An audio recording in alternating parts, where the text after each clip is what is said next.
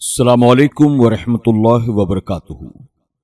میرے پیارے آقا علیہ الصلوۃ والتسلیم کے پیارے دیوانوں، خاتون جنت حضرت فاطمۃ الزہرا رضی اللہ تعالی عنہا کی کنیزوں، گلدستہ سیرت النبی صلی اللہ علیہ وسلم کے تیسرے درس میں آپ تمام کا استقبال ہے۔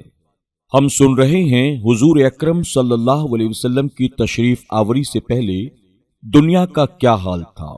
اب تک ہم نے یہود و نصارہ اور مجوسیوں کے تعلق سے سماعت کیا کہ حضور اکرم صلی اللہ علیہ وسلم کی تشریف آوری سے پہلے ان کے عقائد و معاملات کیسے تھے، پھر کس طرح رحمت للعالمین آقا نے انہیں ہدایت کی طرف اور صراط مستقیم کی طرف بلایا۔ آج انشاءاللہ ہم اہل ہند اور اہل عرب کے حالات کے تعلق سے سماعت کریں گے۔ آپ تمام سے گزارش ہے کہ اسی ذوق و شوق و محبت کے ساتھ آپ آخر تک ہمارے ساتھ بنے رہیں، خود بھی سنیں اور اپنے دوست احباب کے ساتھ بھی اس درس کو ضرور شیئر کرنے کی کوشش کریں۔ آئیے درس میں آگے بڑھنے سے پہلے حصول برکت کے لیے ہم سب ایک ساتھ مل کر اللہ کے پیارے محبوب صلی اللہ علیہ وسلم کی بارگاہ میں درود و سلام کا نذرانہ پیش کر لیتے ہیں۔ الصلاۃ والسلام علیک یا رسول اللہ، الصلاۃ والسلام علیک یا حبیب اللہ، الصلاۃ والسلام علیک یا نبی اللہ، وعلی آلک واصحابک یا نور اللہ صلی اللہ تعالی علیہ وسلم۔ اہل ہند کے حالات۔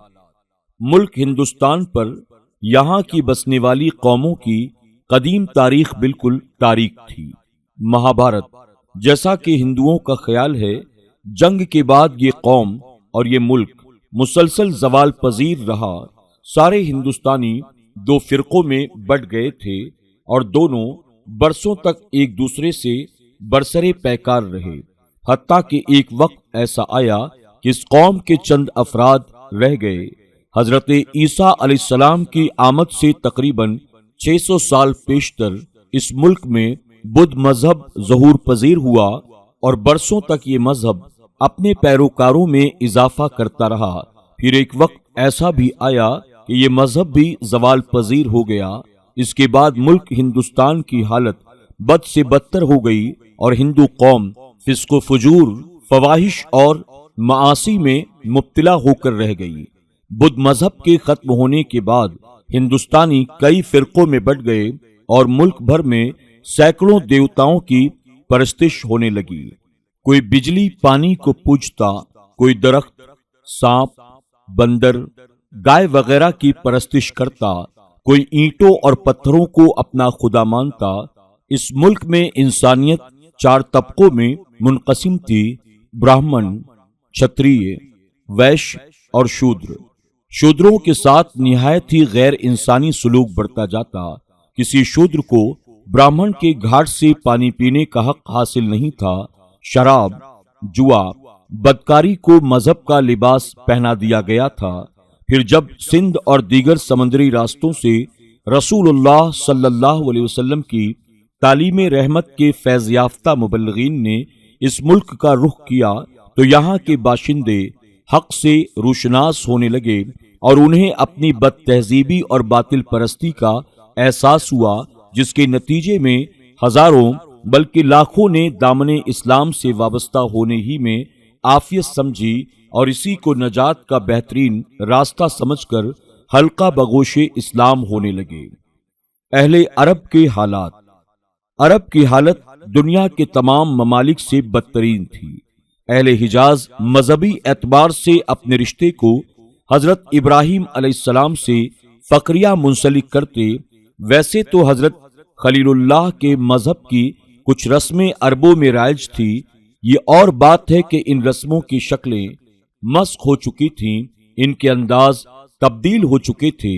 مثلاً ملت ابراہیمی کی طرح یہ لوگ بھی حج کرتے، لیکن ننگے ہو کر۔ ان کی طرح یہ لوگ بھی قربانی دیتے، مہمان نوازی اور وعدہ وفا کرنے میں اپنی مثال آپ تھے۔ ان کے علاوہ کچھ اور اچھائیاں بھی عربوں میں تھیں، لیکن اگر ان میں موجود برائیوں پر نظر کی جائے تو اچھائیاں بالکل ہی معدوم نظر آتی ہیں۔ بدکاری اور زناکاری اور دوسرے قبیح افعال پر نادم ہونے کے بجائے فخر کرتے تھے اور اشعار کے ذریعے انہیں مشہور کرتے۔ شراب نوشی اور اسی طرح دیگر نشیلی چیزیں ان میں عام تھیں، انہیں کوئی عیب کی نگاہ سے نہیں دیکھا جاتا تھا۔ باندیاں اور لونڈیاں رقص و سرود کے لیے پالی جاتی تھیں، ان سے زنا کا کاروبار چلتا تھا اور آمدنی ان کے مالک لے لیتے تھے۔ کسی عورت کو مال وراثت میں سے کچھ نہ ملتا، عورتیں اور بچے اپنے والدین اور دیگر رشتہ داروں کی وراثت سے قطعاً محروم رہتے، صرف بالغ مردوں ہی کو وارث سمجھا جاتا تھا۔ اگر کسی کا شوہر مر جاتا تو اس پر اس کا کوئی بھی قریبی رشتہ دار، حتیٰ کہ خود اس کا سوتیلا بیٹا، اس پر حق جما کر اپنی زوجیت میں شامل کر لیتا۔ عورت کی رضامندی کو ہرگز ملحوظ نہ رکھا جاتا۔ بے پردگی اور جسم کی نمائش سارے معاشرے میں عام تھی، بڑی ہی بے حیائی کے ساتھ عورتیں اپنے جسم کی نمائش کرتی۔ شریف خاندانوں کا حال یہ تھا کہ وہ اپنی لڑکیوں کو زندہ زمین میں دفن کر دیتے یا گہرے کنووں میں ڈھکیل کر ہلاک کر دیتے۔ اس پر فخر بھی کیا جاتا تھا اور اسے شرافت بھی سمجھا جاتا تھا۔ جوا بازی محبوب کھیل تھا اور جگہ جگہ جوا خانے موجود تھے۔ توہم پرستی اور خبیث روحوں کا اعتقاد عام تھا۔ کئی خیالی دیوتا اور دیویاں بنا لیے گئے تھے، ان کی عجیب عجیب صورتیں اور شکلیں متعین کی جاتی اور انہی کے مطابق بت بنائے جاتے۔ ہر قبیلے کا تقریباً اپنا اپنا الگ بت ہوتا۔ تقریباً سارا عرب بت پرستی کا شکار تھا۔ بتوں کو سجدہ کیا جاتا تھا، ان سے منتیں مانگی جاتی تھیں، اونٹ، گائے، بکری وغیرہ کی قربانیاں پیش کی جاتیں۔ حبل، ود، سواع، یغوث، یعوق، نصر، لات، منات، عزا، دوار، اصاف، نائلہ، اب اور ان جیسے سینکڑوں بتوں کو عرب خدا مانتے تھے۔ معمولی باتوں پر جنگیں چھڑ جاتی اور برسوں تک ایک دوسرے کا خون بہایا جاتا اور کئی نسلوں تک ان جنگوں کا اثر باقی رہتا۔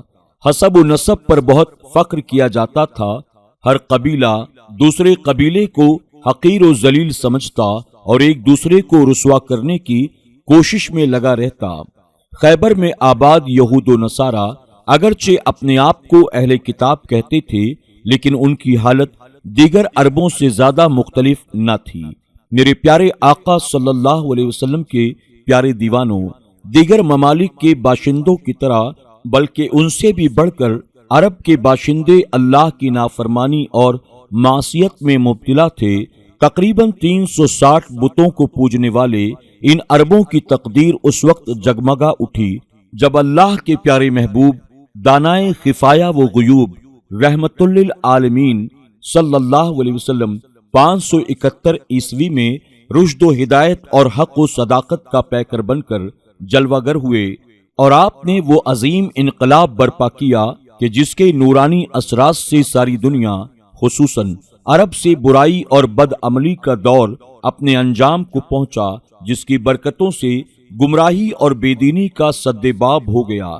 سابقہ کتب الہیہ میں جو بشارت دی گئی تھی کہ خاتم النبیین جب مبعوث ہوں گے تو ساری دنیا سے کفر و شرک کی گھٹا ٹوپ تاریکیوں کو دور فرما کر آفتاب اسلام کی نورانی شعاؤں سے ساری دنیا کو منور کر دیں گے، پوری ہو چکی تھی۔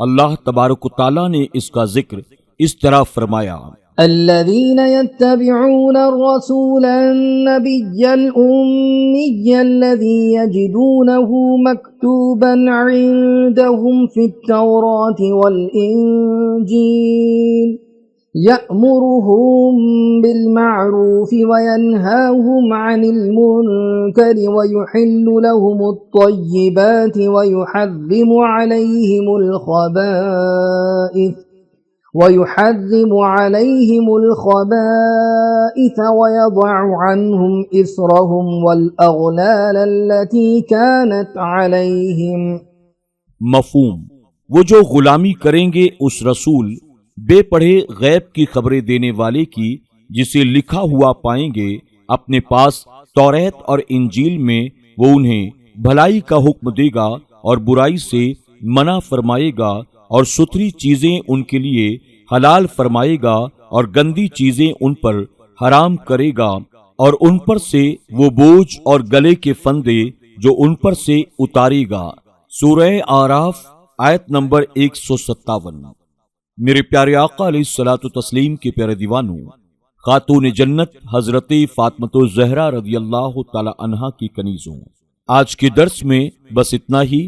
انشاءاللہ کل کے درس میں ہم حضور اکرم صلی اللہ علیہ وسلم کی آمد اور آپ کے نور کے منتقل ہونے کے تعلق سے سماعت کریں گے۔ السلام علیکم ورحمۃ اللہ وبرکاتہ۔